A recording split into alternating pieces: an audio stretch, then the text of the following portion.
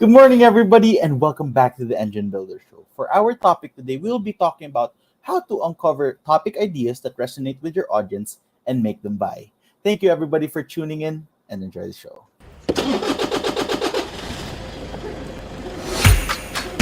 Good morning, everybody. There was always a ton to learn.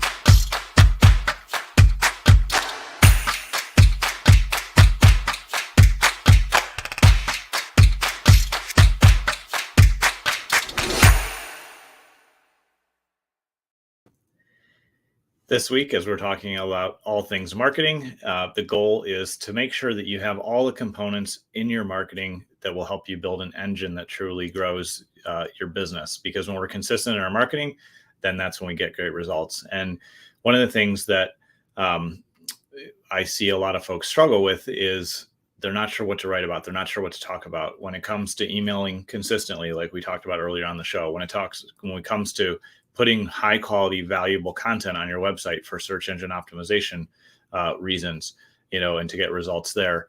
Or when you're just trying to figure out what am I going to talk about next on my podcast, or what kind of content am I going to put out there?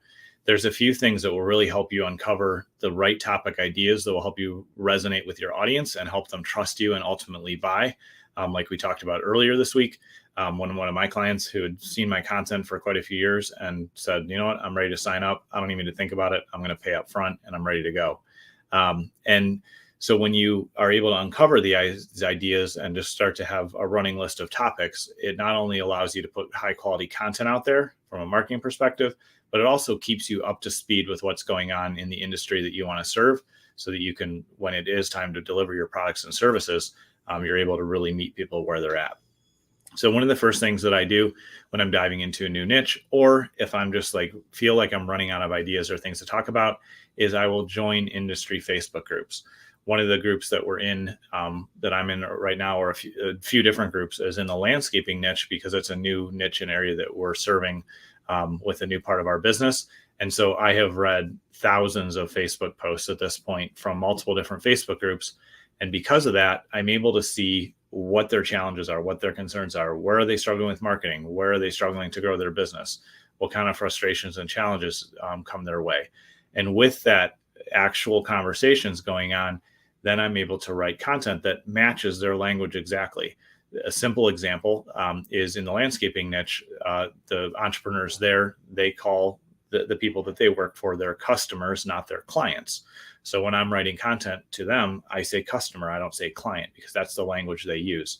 They also call the folks that they work with, who they hire, employees. They don't call them team members. Whereas for me, kind of natural in our space here at BME, I call everyone on our team a team member.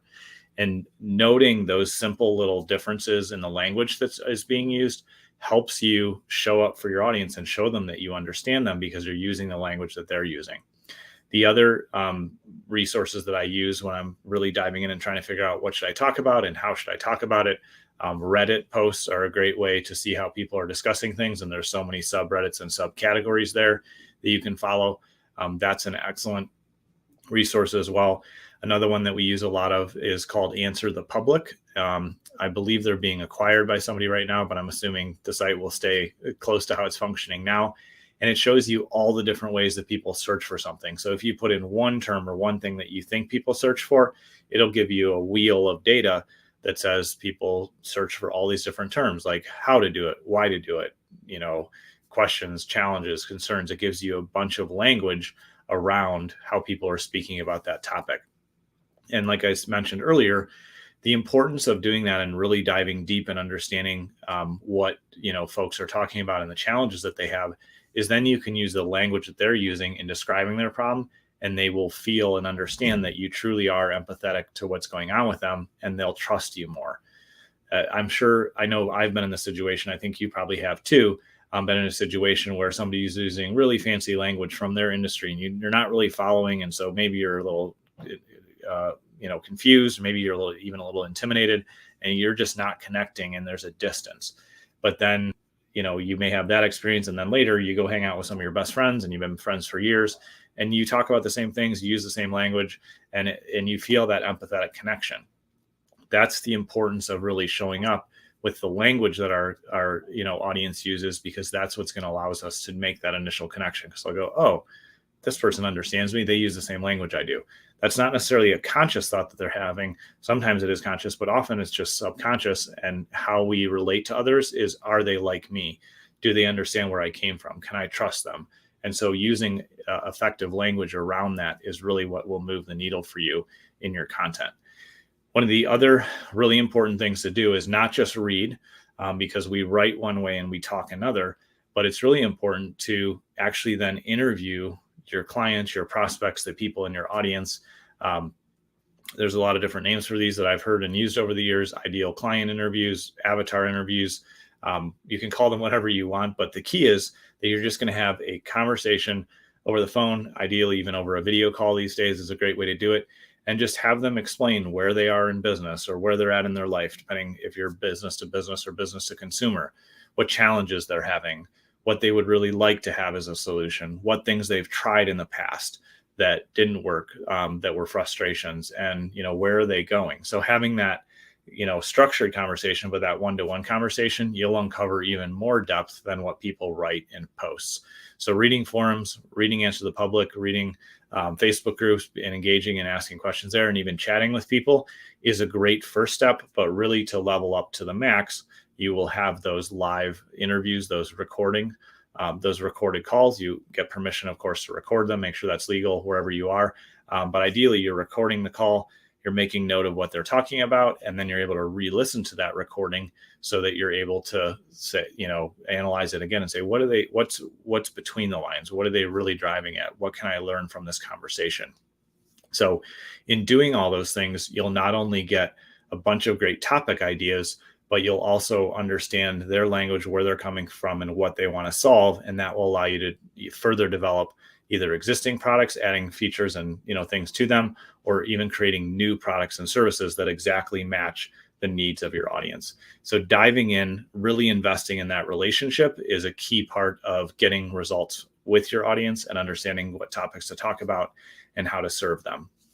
And the last thing that I'll say is, when you dive into this, it's, it may feel overwhelming. You're not sure how to do it, but just go for it. Immerse yourself and really dive in and try to understand all you can with the heart of service. How can I show up and serve this audience, this community? Because they'll be able to tell that tone and intention of who you are. And then the last thing, like I always say, is just another reminder is, when you're talking about things and you want to share information, just because you've talked about it once or twice, or maybe even a dozen times over the last year or so, it doesn't mean your whole audience heard it. It doesn't mean they understood it and got it. And so it's absolutely okay to talk about the same topics over and over with new examples, a new spin, a new way to apply it. I do that a lot on the show. We're 170 plus episodes in, somewhere in that range. And I've talked about email marketing more than once, because it's an important thing that if we do right, we get great results from. So just because you're the expert and you may be tired of yourself talking about it or sharing something or creating content around it, just remember that the more you repeat what you're talking about, the more that you add in examples, the more that you color that in, the more that people understand, and it will help them move towards engaging with you and working with you. So hope that's useful to you. And if you have any questions, reach out. We are always here to help you build out great marketing that's going to help you get results. And we can help you uncover that language that's truly going to resonate with your audience. So thanks for tuning in today, and we will see you on tomorrow's show.